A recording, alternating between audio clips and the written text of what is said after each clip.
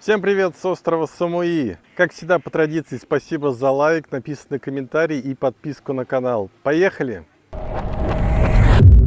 Мы приехали на очередной пляж, который находится в районе Чавенга. Называется Чонгмон. Такой вот заход. По краям очень такие дорогие отели. Сразу видно справа дорого-богато. И слева дорого-богато. Первое, что сразу в глаза бросается, это, конечно же, белый песочек.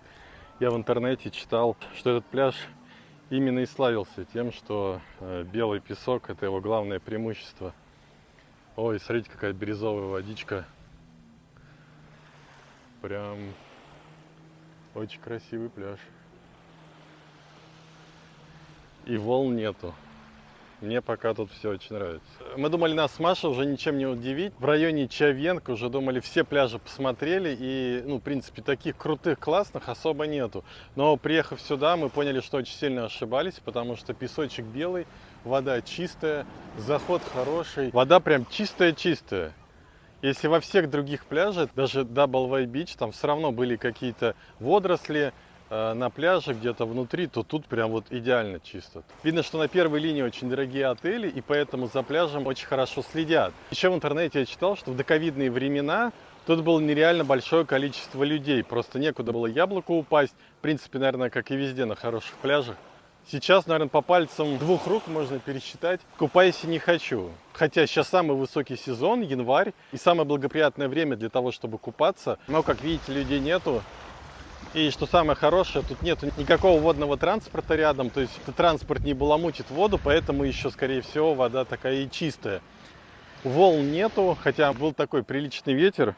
А с каждым днем мы больше и больше пляжей смотрим, и с каждым днем понимаем, что в районе Чавенг, именно пляж Чавенг для посещения не самый желательный, потому что там уже больше всего людей, он такой популярный, наверное. А другие места, которые, правда, надо немного доехать, если вы находитесь где-то в середине района или чуть далее, нужно покататься, и можно найти очень большое количество хороших пляжей. Тут рядом находится такой островочек, можно увидеть. И, насколько я вижу отсюда, можно по нему даже перейти. Там тоже такой белый песочек, но никого нет. Из чего можно сделать вывод, что там не самое идеальное место для купаний, хотя...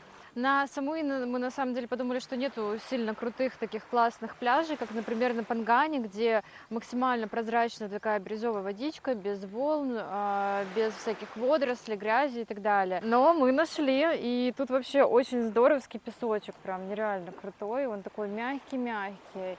Нету такого, знаете, массажа ног, когда ты идешь и так чуть подпрыгиваешь от того, что колется.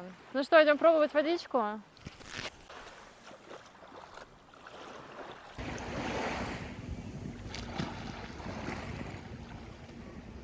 Вода просто нереально теплая, прям хочется в ней купаться, как парное молоко.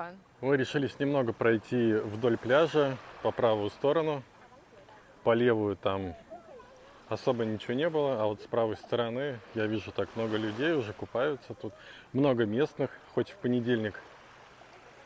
Ну и вот вижу уже что-то тут закрыто.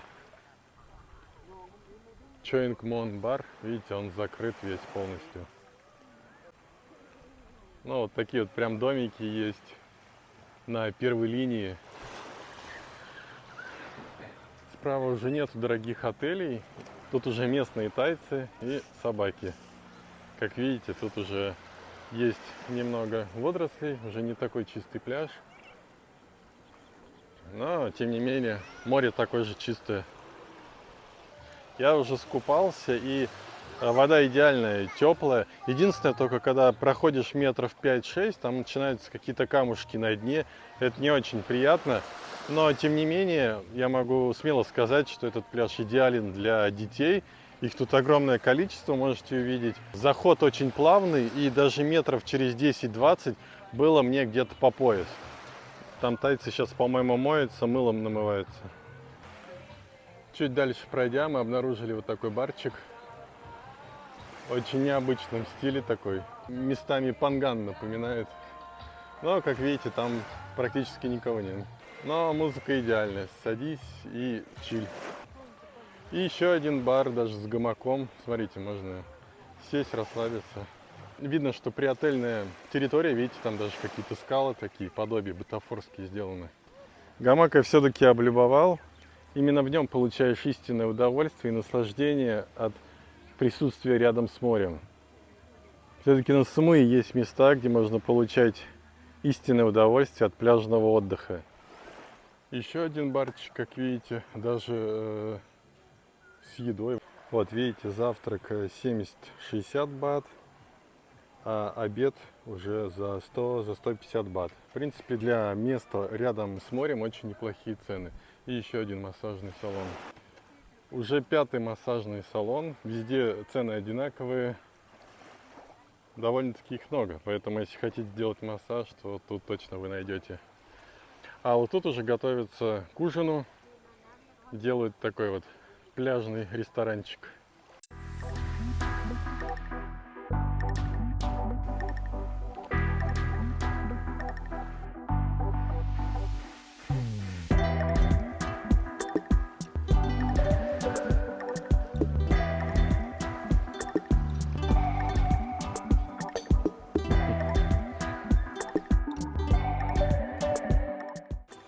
Смотрите справа, какие необычные домики.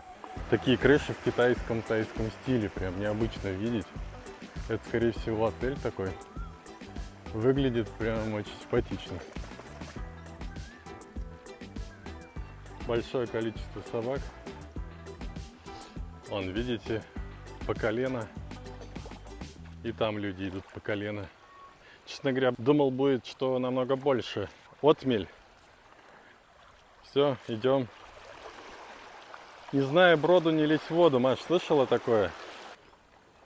Именно тут можно увидеть, что тут прям кристальная вода. Видите, прям вообще как стекло. Ты не туда идешь, вон здесь, где мелкая. Вот таким образом мы перебираемся с одного берега на другой. Видите, там, насколько я понял, отель есть. И непонятно, как туда людям добраться с вещами, то есть это на лодке только. Необычно. Почему сюда стоит приходить и в чем плюс этого пляжа? В том, что именно тут можно проводить закат красиво. Именно на Чевенге это очень проблематично сделать. 90% мест не показывают заката, а тут это можно сделать. На самом деле поначалу было очень хороший песочек, хорошо было идти, а дальше уже камни появляются, поэтому Маша уже развернулась, уже начинается какой-то небольшой прилив, поэтому идем обратно, так и не дойдя до острова. Ну а мы его вам показали, поэтому вон там очень крутой пляж, отсюда видно. Я так понимаю, вот ходит такой небольшой паромчик, это лодка. То есть на этом острове живешь, захотел перебраться на сушу, ждешь, пока приедет лодочник, и потом уже можешь только на большой земле оказаться.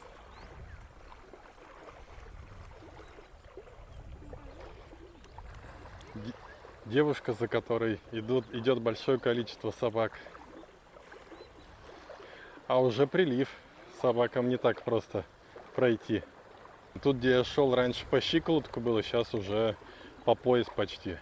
Поэтому имейте в виду, переходите на другой остров не когда будет закат, а пораньше.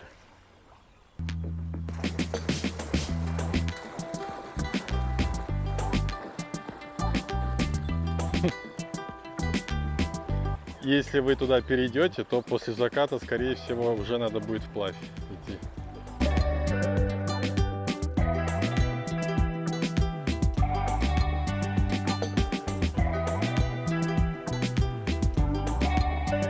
Сейчас мы ищем место, где бы перекусить, и вам покажем и расскажем, что тут можно покушать. По пути домой мы нашли кафешку тайскую, которая нам более-менее понравилась по интерьеру. Тут блюда в основном 60, 70, 90 бат. Я заказал что-то с морепродуктами и рисом. Маша заказала какой-то суп с мясом. Сейчас посмотрим и еще раз у официантки спросим, что мы заказали, потому что меню было очень странное, без цен и только с фотографиями. Поэтому мы тыкали. Отличительная особенность этого кафе — тут очень много комаров. Нам даже выдали специальное средство от комаров, но особо оно не помогает. На Самуи, как и на Пхукете, много кафешек, где за 50-60 бат можно найти неплохие блюда, покушать. Это мое блюдо, а вот Машино блюдо. Очень скудное количество, конечно, сиафуда, я не знаю, наемся или нет. Даже Маше будет мало для того, чтобы наесться, но зато риса не пожалели. Отличительная особенность этого кафе не только комары, но еще то, что тут нет паттайя. У них только блюда из риса. Очень странно, впервые такое кафе вижу. Когда мы сюда приехали, никого не было. Спустя 30 минут сразу облепили тайцы. Они в основном после 6, после работы выбираются на поиски каких-то кафешек.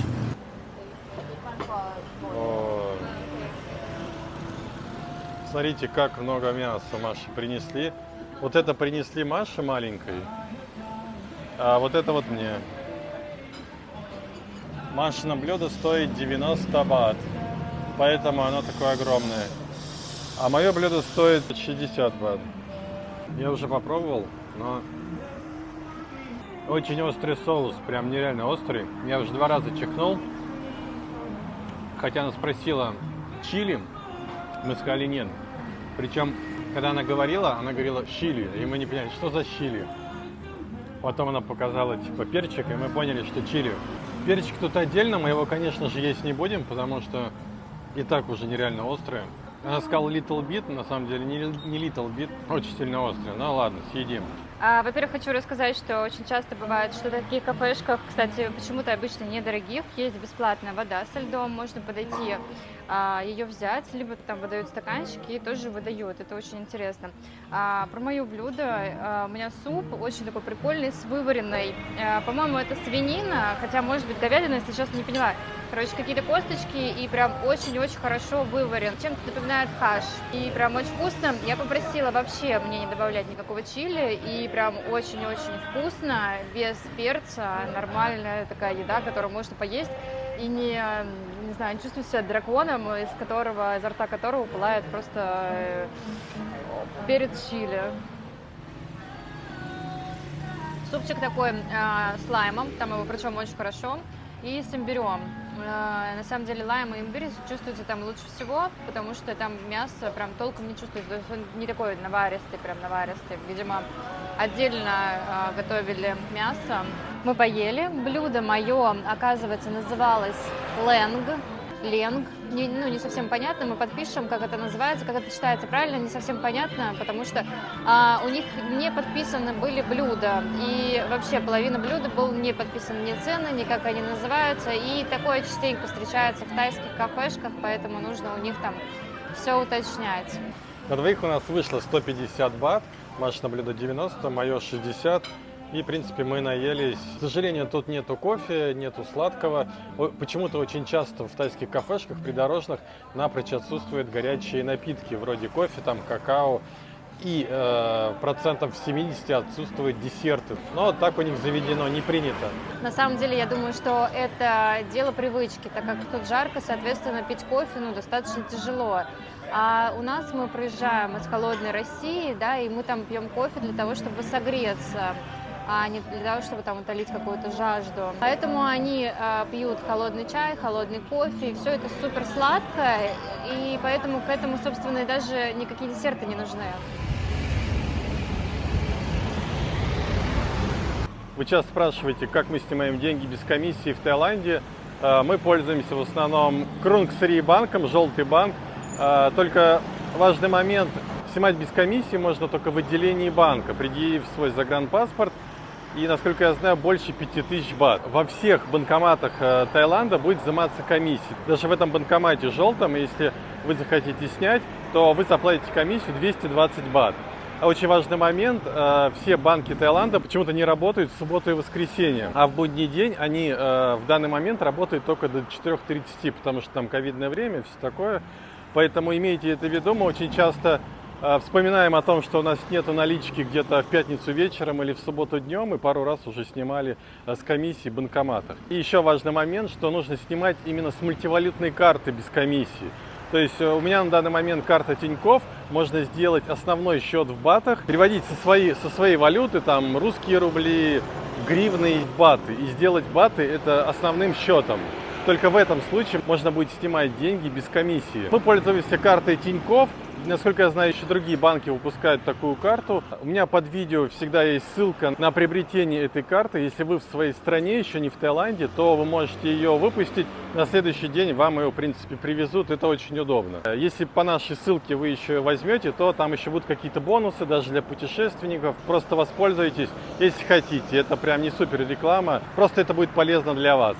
У нас даже был случай, когда мы впервые хотели ей воспользоваться, приехали только в Таиланд и на второй день ее потеряли. Я написал в банк, сказал, что вот такая ситуация, мы потеряли карту. Они сказали, ну это не проблема, мы вам ее пришлем. Я говорю, как вы ее пришлете, я сейчас в Таиланде. Не проблема, мы через 2-3 недели ее вам пришлем, напишите точный адрес. Я написал адрес Кондо, имя, фамилия, и через 2-3 недели действительно эту карту нам прислали. Я был очень удивлен. И с меня не взяли ни копейки. Спасибо всем за просмотр видео. Если оно было интересно и полезно для вас, то, пожалуйста, ставьте лайки и подписывайтесь на канал. Всем пока!